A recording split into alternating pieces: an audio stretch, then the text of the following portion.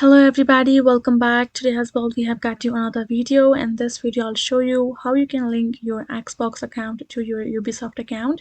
But before that, please do make sure to like our video, subscribe our channel, and yes, without any further delay, let's get into it.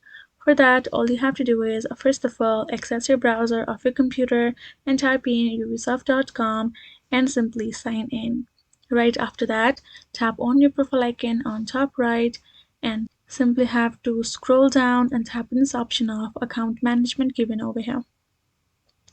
Upon doing that, it will simply open up another tab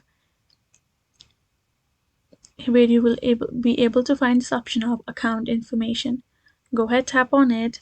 Now simply scroll down all the way to the bottom where you will find this linked account section. Here you can see this option of Xbox and link given in the bottom. Go ahead, tap on this link option, tap on continue, and now wait till it loads again.